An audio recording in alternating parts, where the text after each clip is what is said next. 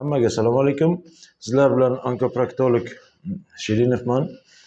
Bugungi sizlarga yetkazmoqchi bo'lgan ma'lumotimiz xavfli o'sma, ya'ni rak kasalligini boshqa xavfsiz o'sma kasalligidan qanaqa farqlari bor? Shu haqida ozroq gaplashib o'tmoqchi edik.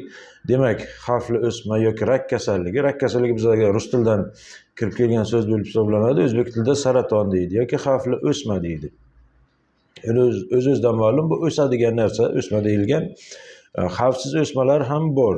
Masalan, terida yoki qorin bo'shlig'ida yoki boshqa joylarda, soch ostida bo'ladigan har xil tugullar yoki lipoma deymiz biz, yog' to'qimasidan paydo bo'lgan, bular xavfsiz o'sma deyiladi. Endi xavfli o'smalar rak to'qimasi, rak hujayrasi yoki boshqa xil yomon sifatli o'smalar tanani hamma joyida uchrashi mumkin. Suyakda ham uchraydi, ichakda ham uchraydi, hattoki ko'zda ham uchraydi. Bu xo'sh, nima uchun bularga biz xavfli o'sma deymiz?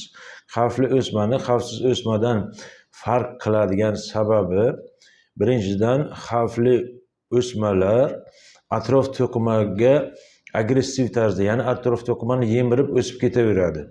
O'z qobig'ini ichida o'smaydi-yu, hech qanaqa chegara yo'q, qobiq yo'q, u suyakmi, qon tomirmi, boshqa organ to'qimasimi, jigarmi, o'pkami, hamma joyga o'sib ustiga yemirib kirib o'sib ketaveradi. Bu birinchidan. Ikkinchisi, metastaz berish xususiyati. Metastaz deb ko'pchilik eshitadi. Nima degani metastaz?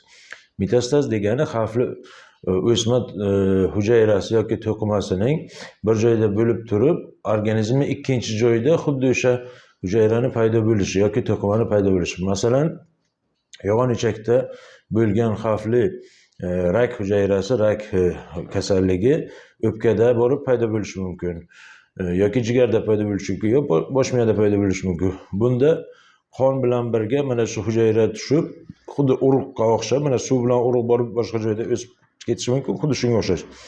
Jigarga, o'pkaga yoki boshqa joyga boradi hamda o'sha yerda qaytadan boshqa o'smani paydo qiladi. Mana bu narsa metastaz berish xususiyati deymiz. Uchinchi yana bir xususiyati qaytib paydo bo'lishi. Retsidiv deyiladi bu narsa. Retsidiv deyiladi. Retsidiv nima degani? Misol uchun, biz jarrohlik yo'li bilan ichakdagi o'smani olib tashlashimiz mumkin, jigardagi o'smani olib tashlashimiz mumkin yoki tanani boshqa joyidagi yumshoq to'qimadagi o'smalarni olib tashlashimiz mumkin. Ma'lum vaqt o'tgandan keyin, 1 yil, 2 yil, 3 yil, 5 yildan keyin yana qaytib shu joydan xuddi o'shanaqa o'sma paydo bo'lishi.